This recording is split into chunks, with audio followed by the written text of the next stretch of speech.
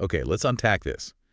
We're diving deep into a fascinating idea that genuinely challenges that old notion, Right.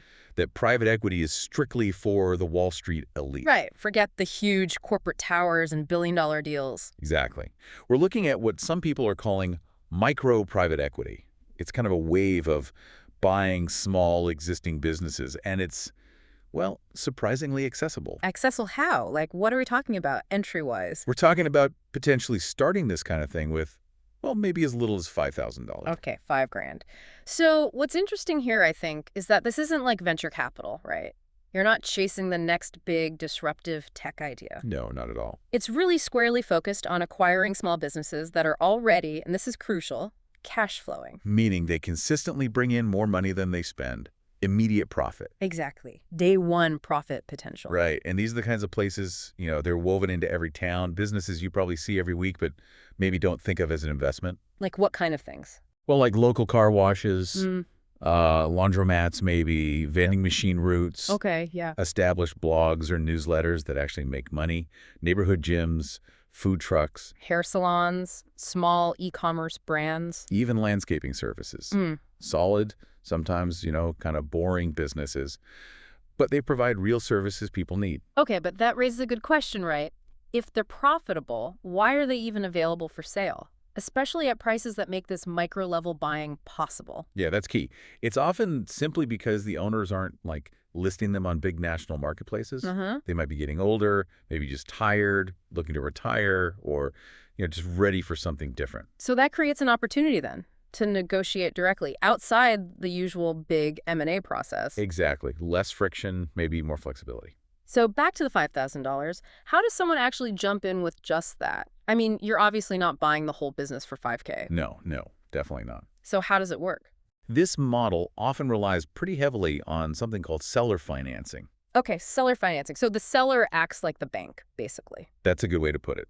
Instead of getting a big bank loan for the whole price, the current owner finances a large chunk of it. Right. You make a smaller down payment that could be your $5,000. Right. And then you pay off the rest over time, often directly from the profits the business itself is generating. Okay, that makes sense. Or you could partner up, maybe pool funds with a few friends to hit that down payment number. Yeah, absolutely. Finding a partner is definitely another way in. Okay, let's make this really concrete. Could you walk us through an example? Sure. So let's imagine a local gym. It's steadily bringing in, say, $2,000 a month in profit after all the bills are paid. Solid little business. Yeah. And the owner, ready to hang it up, retire. You might be able to structure a deal where the total purchase price is, let's say, $20,000.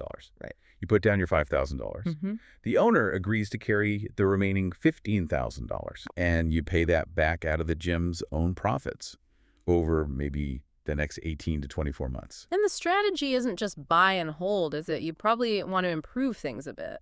Well, you could just keep things as is, but yeah, the idea is often to make small, manageable improvements.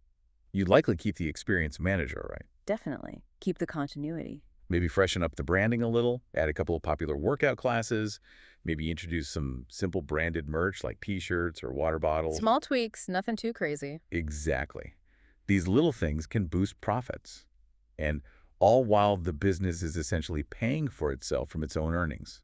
So in that gym example, if profits stay steady or even tick up a bit, you could pay off that seller financing and own the asset outright in, what, maybe a year or two? Potentially, yeah. And then Sure. you start looking for the next one. Right. It's not about chasing unicorns that might explode overnight. No, it's about acquiring and maybe optimizing these real-world assets that, real people actually need and use. So how does this stack up against some of the other, online hustles or flips people talk about? Well, it's different, right? Unlike maybe flipping products you bought wholesale or trying to drop ship without inventory or messing with speculative stuff like NFTs, this is about buying and running an actual company. Yeah. It involves different skills. You need to understand valuation, negotiation. The legal side of transferring ownership, and critically, you need some operational management chops, or at least partner with someone who has them. It's definitely a different kind of work.